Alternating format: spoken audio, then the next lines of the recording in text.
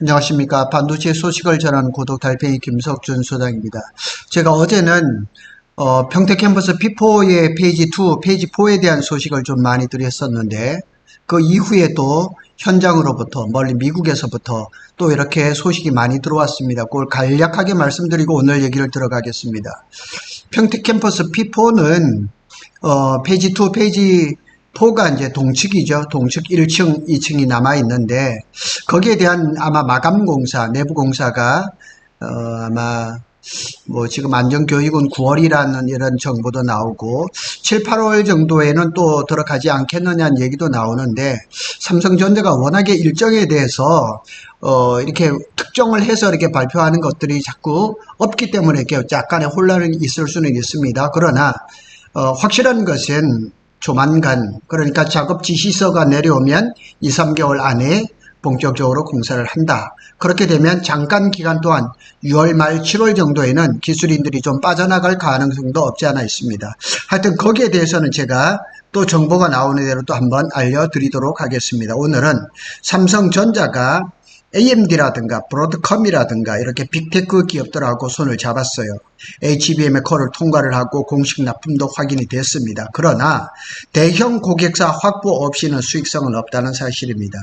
AMD, 브로드컴 다 큰 회사들입니다. 그러나 AI GPU 시장에서는 점유율은 굉장히 적다는 사실을 기억하시기 바랍니다. 어떤 분들은 제가 이렇게 자꾸 이런 소식을 올리니까 삼성을 깐다, 삼성의 안티다 이렇게 얘기하는데 천만의 말씀입니다. 저도 삼성전자가 잘 되기를 바라고 삼성의 특히 평택 캠퍼스의 소식을 전하는 걸 즐겨하지만 실상은 똑바로 알아야 되죠. 지금 이게 브로드컴이라든가 AMD 소식이 왔을 때 많은 신문에서 뭐라고 얘기했냐면 엔비디아의 높은 벽을 넘은 거 아니냐 이렇게 얘기를 하지만 아닙니다. 엔비디아의 문제는 여전히 그대로 남아 있는 겁니다.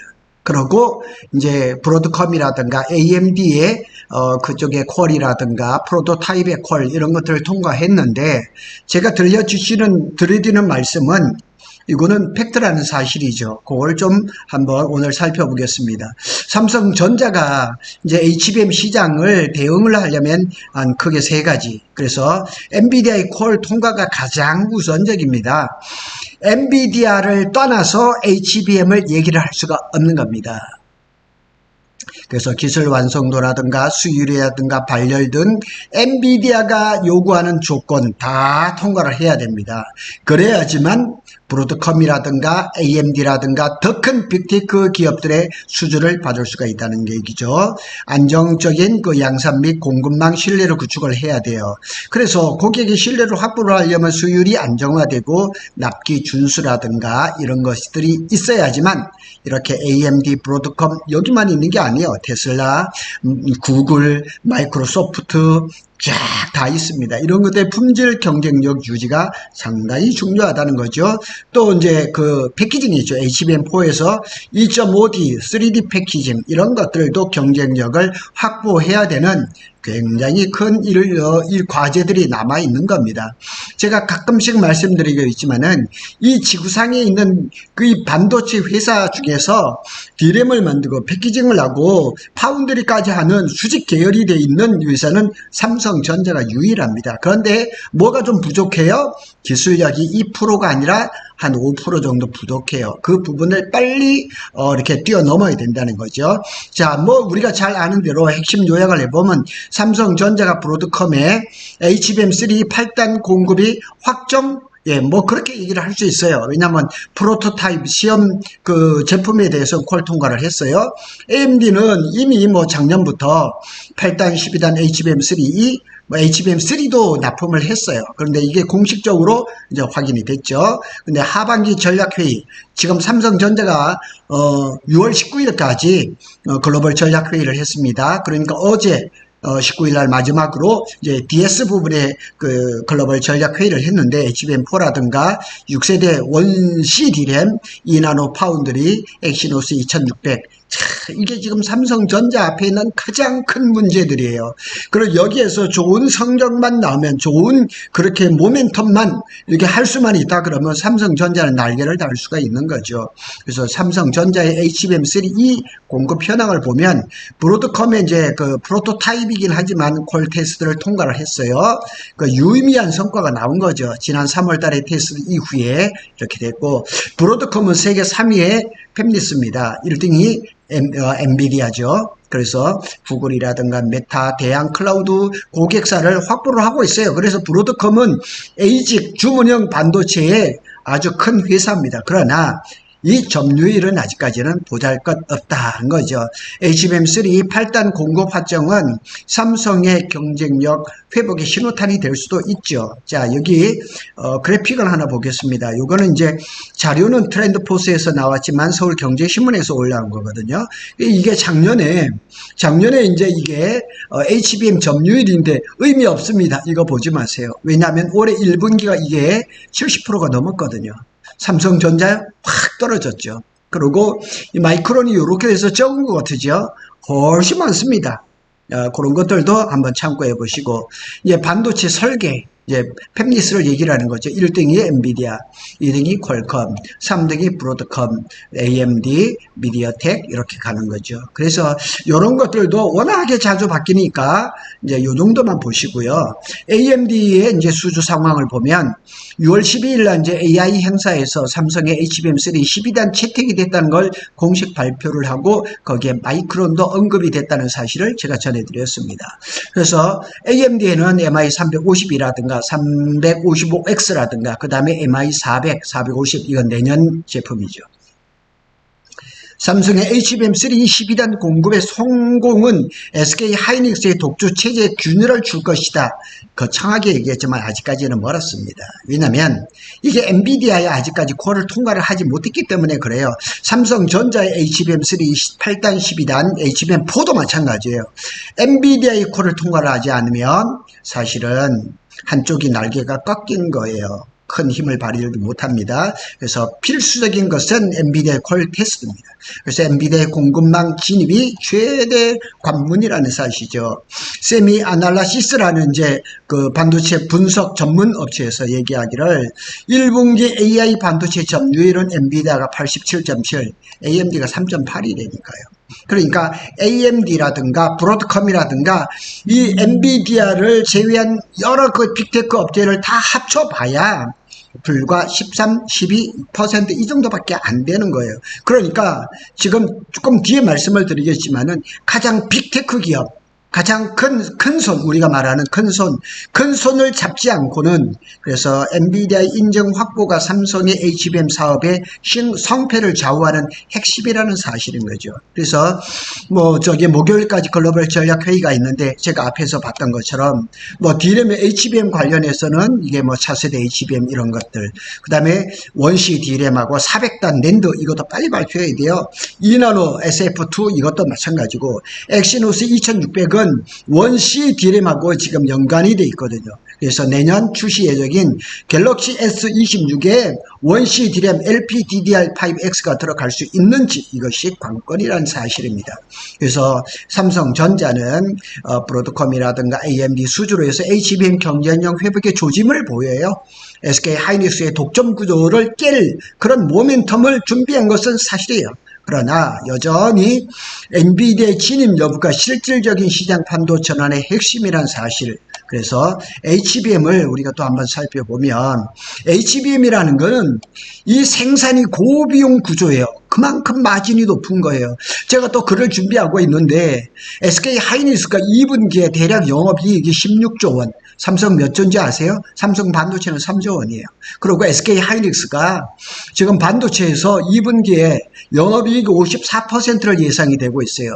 삼성이 지금 2분기에도 그렇게 좋은 실적이 안 나옵니다. 거기는 관건이 뭐냐? 대경 고객사 확보를 못했기 때문이냐? 큰 손을 잡지 못했다는 거예요. 그래서 가장 큰 문제가 뭐냐? 엔비디아의 콜 통과예요. 그래서 엔비디아의 콜 통과가 가장 결정적입니다. 아무리 노래를 불러보고 브로드컴을 콜을 통과를 했다, AMD에 들어간다, 아무리 노래를 불러봐야 사실은 사실은 그것은 아닙니다. 엔비디아는 HBM 시장의 절대적인 큰 손입니다. 그래서 엔비디아가 AI GPU 시장에서 8, 90%의 점유율을 차지하고 있어요. 특히 뭐 H100, H200, B100, B200, 그 다음에 GB200, GB300 이런 것들 HBM3, HBM3E, 그 다음에 HBM4 이런 기반을 확고하게 하고 있기 때문에 삼성전자가 저 틈을 비집고 들어가기도 어렵고 브로드컴, AMD도 마찬가지라는 거죠. 엔비디아와 거래를 하지 못하면 시장 자체에서 비중이 매우 작아질 수밖에 없다는 거예요. 그래서 엔비디아가 점유율이 90%를 돌파를 했다니까요. 이 통계가 조사하는 데마다 조금씩 차이는 있어요. 그러나 크게 다르지 않다는 거예요. 자, 제가 오늘 하고 싶은 말 중에 가장 핵심이 어디냐? AMD 브로드컴은 중요하지만 압도적인 이순위라는 거예요. 압도적인 2위밖에 안 된다는 거예요. 제가 처음에도 말씀드린 것처럼 대형 고객사, 큰 손이 아니라는 사실이에요. AMD 브로드컴 다 중요합니다. 주문형 반도체 ASIC 시장에서는 굉장히 중요한 시장이 그런 업체들이지만은 압도적인 2등밖에 안 된다는 사실이에요. AMD와 브로드컴은 AI 반도체 후발주자예요. 수요량 자체가 상대적으로 굉장히 적어요. 이들의 공급 성공은 기술력 회복의 신호탄이기는 하지만 대량 납품, 실적 회복으로 이어지려면 엔비디아를 거치지 않고는 안 된다는 사실이에요. 그러니까 AMD하고 브로드컴이 으쌰으쌰 하니까 젠슨 황이 뭐라고 얘기하냐? 결국은 우리 제품을 쓸 것이다. 이렇게 얘기를 하면 약간 교만해 보이기도 하지만은 그게 현실이란 얘기죠. 브로드컴은 AI ASIC이나 커스텀 칩에서 HBM을 사용하는 경우가 많지만은 엔비디아 옆에하고 비교해서 양산 비중은 생산량은 아주 제한적이고 적다는 얘기죠. 그래서 HBM은 고비용 구조입니다. 그래서 고비용 구조기 때문에 고객 다변화보다는 대형 고객사가 유리하다는 얘기, 중요하다는 거예요. 그래서 이 대형 고객사, 큰 손, 엔비디아 밖에는 지금 없거든요. HBM은 생산 수율이라든가 수직적 적층, 스택, 테스트 비용 등이 높아서 일반 디램보다 훨씬 고비용이 들고 가격도 비쌉니다. 뭐 5배라는 얘기도 있고 8배라는 얘기도 있습니다. 그만큼 어려운 제품이긴 하지만 그만큼 또 많은 수익을 보장을 해주는 그런 제품이란 말이에요. 따라서 소량 고객 수십 개로 확보하기보다는 엔비디아 같은 한 개의 고객 안정적인 장기 수주가 수익성 측면에서 더 효과적이라는 얘기죠. 잘 보세요. SK 하이닉스가 이미 작년에 25년도 HBM 생산량에 대해서 다 완파됐어요. 그리고 올해 상반기 중으로 내년 26년도 생산량에 대해서 공급 계약을 지금 아마 거의 다 마무리가 돼 가고 있을 겁니다. 이런 것이 SK 하이닉스가 54%가 예상되는 2분기 영업이익을 거둘 수 있었던 비결이란 거예요.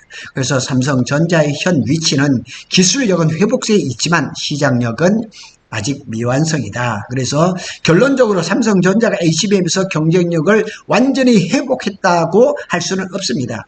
브로드컴, AMD 좋습니다. 좋지만은 그거 가지고는 절대적으로 이 메이저 시장을 끼어 들어갈 수 없고 40%, 50% 되는 그런 안정적인 그 영업이익을 거둘 수는 없다. 엔비디아의 콜 테스트는 반드시 필요하다는 거. 엔비디아가 많은 물량을 주느냐, 높은 가격을 주느냐 다 필요 없습니다. 그거 그냥 인증, 그 다음에 KS 마크 같은 그런 걸 받는 게 가장 큰 일입니다. 그렇게 하기 위해서는 삼성이 뭘 해야 되냐? 가장 큰 것은 기술력 복구 단계입니다. 그리고 시장 지배력 회복은 엔비디아를 진입하고 난 이후에 가능하다는 거죠. 엔비디아의 콜 통과를 해서 케이스 마크를 얻었다. 그러면 브로드컴이라든가 AMD라든가 이런 데에 더 제품을 인정받고 더 높은 가격에 그 다음에 테슬라, 인텔, 마이크로소프트 그 다음에 어느 회사든지 간에 엔비디아의 코어를 인증을 받았다 그러면 믿고 쓸 수가 있고 좋은 가격에 쓸 수가 있는 거죠. 참 삼성이 어려움을 겪고 있는 것은 사실입니다. 저도 응원합니다. 제가 이걸 삼성을 까는 것은 아니에요. 현실을 그대로 말씀을 드리는 거예요.